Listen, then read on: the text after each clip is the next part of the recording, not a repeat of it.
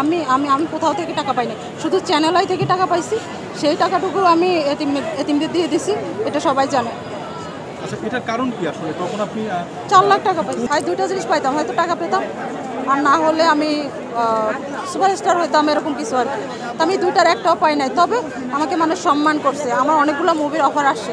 তুমি আশা করছো? হ্যাঁ, আমি অ্যাকচুয়ালি রাজনীতি তো বুঝতাম না, বুঝি না।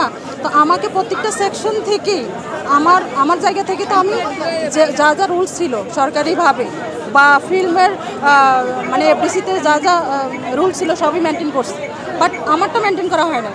একটা মুভি যখন রিলিজ হয়, বেশি হল না পায়, একসাথে হল পেতে বাধ্য হল না পায়, টাকা না পায়, তখন রিলিজ আবার ব্যবস্থা করে দেওয়া হয়, আবার হলে মানে একসাথে রিলিজ হওয়ার ব্যবস্থা করে দেয়। কিন্তু সেই রিলিজটার ব্যবস্থা আমাকে করে দিবে করে কেউ দেয় না। আমার মুভি 45টা সিনেমা হলে গেছে ফ্রিতে, সিনেপ্লেক্সে গেছে ঈদের সময় 3টা সিনেপ্লেক্সে, 2 মাস করে চলছে, সবাই জানে। টাকা যখন আমাকে দিতে হবে এটা আমি জানি, তখন হলালারা নিবে না। বাকি এটা আসলে কি সিন্ডিকেট আছে কারা, আমি টাকা না নিলে ছবিটা চলতেছে 2 মাস, সিনেপ্লেক্সে চলছে, 45টা সিনেমা হলেও চলছে, 1 টাকা আমি পাই নাই। তো এখন আমার কথা হচ্ছে, আমি কি অপরাধটা করলাম? আমি তো একটা মানে সিনেমা দেখে দেখে বড় হয়েছি, বাস্তবতা জানতাম না। আমাকে তো একটা লোকের মায়া করা উচিত ছিল তো, একটা লোকের মায়া করা উচিত ছিল। কিন্তু আমাকে সবার সামনে সবাই আমাকে মায়া করে, এটা দেখছি আমি, ঠিক আছে, কিন্তু আমি বাস্তবে কিছু দেখিনি। এখন আমার কষ্টটা হচ্ছে টাকা পাননি আসলে কি সিনেমা রিলিজ হওয়ার পরে আমরা জানি যে হল থেকে টাকাটা দেওয়া হয়, আপনি কি এই টাকাটাও পান? না না না, আমি আমি আমি কোথাও থেকে টাকা পাইনি, শুধু চ্যানেলাই থেকে টাকা পাইছি। সেই টাকাটুকু আমি এতিমদের দিয়ে দিছি, এটা সবাই জানে।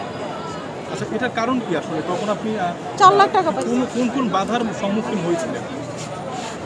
আমি ছোট থেকে মুভি করতে আসার পর থেকে ওই যে এই ধরনের মানে এক একটা বাধা এক এক রকম, ডাইরেক্ট না ইনডাইরেক্টলি আমার এটা প্রাপ্য।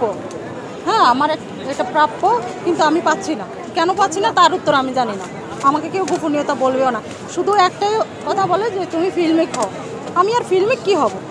যখন আসছি তখন তো মানে সবাই বলতো আমার চেহারাটা এত সুন্দর ছিল, তখন আমাকে সবাই এক দেখায় পছন্দ করতো। পছন্দ না করলে তো আমার 22টা সিনেমার নায়িকা বানায় নেয় মানুষ।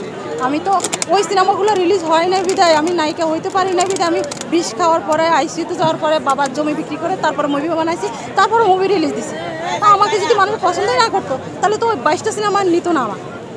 আপু, এই যে আপনি যেটা বললেন যে আপনি সুইসাইড অ্যাটেম্প পর্যন্ত করেছিলেন, আসলে আমি যেটা বারবারই আপনার কাছ থেকে জানতে চাচ্ছি, 16 বছরে যাদের কথা আপনি বলেননি এমন কি কেউ আছে যার কথা আপনি বলতে চান?